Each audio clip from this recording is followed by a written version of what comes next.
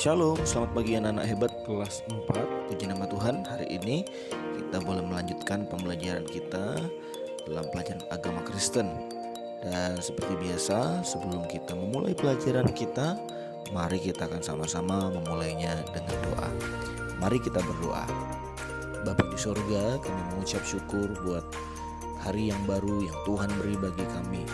Pada hari ini kami berdoa biar kiranya Tuhan memberkati setiap anak-anak hebat kelas 4 yang ada di rumah yang akan mengikuti pembelajaran hari ini. Puji namamu, kami bersyukur, kami siap belajar hanya di dalam nama Tuhan Yesus. Haleluya, amin. Nah anak-anak, pada pagi hari ini kita akan melanjutkan pembelajaran kita pada bab 9 dengan tema Tuhanlah penolongku. Nah anak-anak, spesial untuk hari ini kita akan sama-sama menyaksikan salah satu cerita Alkitab bagaimana seorang Naaman ya yang mengalami pertolongan Tuhan.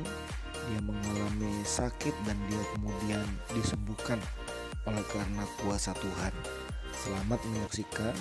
Tuhan Yesus memberkati.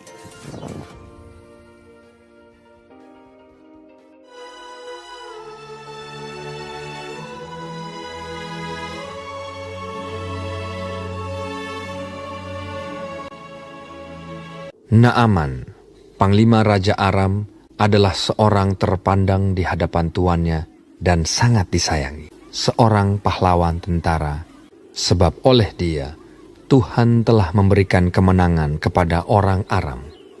Tetapi orang itu sakit kusta. Seorang anak perempuan dari negeri Israel, ia menjadi pelayan pada istri Naaman.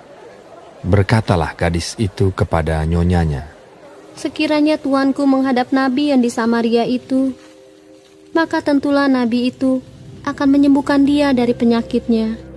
Lalu pergilah Naaman memberitahukan kepada tuannya, katanya, "Begini-beginilah dikatakan oleh gadis yang dari negeri Israel itu."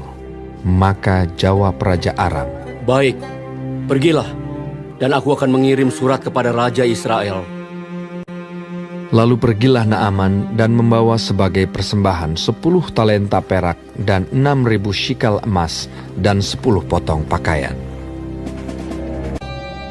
Segera sesudah didengar Elisa, abdi Allah itu, dikirimnyalah pesan kepada raja, "Biarlah ia datang kepadaku, supaya ia tahu bahwa ada seorang nabi di Israel." Kemudian datanglah Naaman dengan kudanya dan keretanya, lalu berhenti di depan pintu rumah Elisa.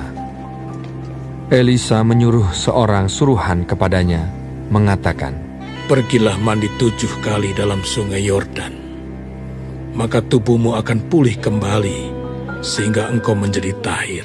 Naaman dengan gusar sambil berkata, Aku sangka bahwa setidak-tidaknya ia datang keluar dan berdiri memanggil nama Tuhan Allahnya, dan dengan demikian menyembuhkan penyakit kustaku.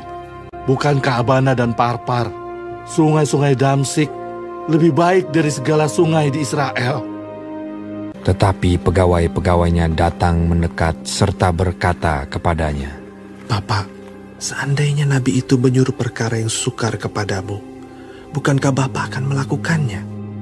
Apalagi sekarang, ia hanya berkata kepadamu, 'Mandilah, dan engkau akan menjadi tahir.'" Kemudian berpalinglah ia dan pergi dengan panas hati. Maka turunlah ia membenamkan dirinya 7 kali dalam sungai Yordan, sesuai dengan perkataan abdi Allah itu.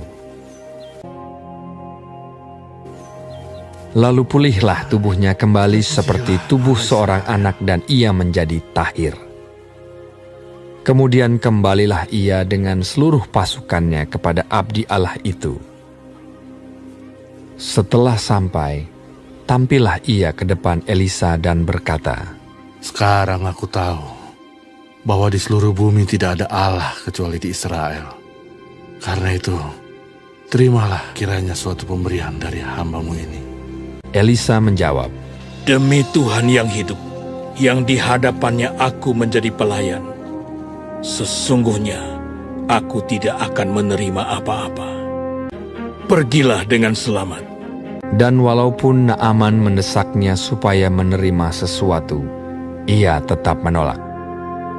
Akhirnya, berkatalah Naaman, Jikalau demikian, hamba-Mu ini tidak lagi akan mempersembahkan korban bakaran atau korban sembelihan kepada Allah lain, kecuali kepada Tuhan.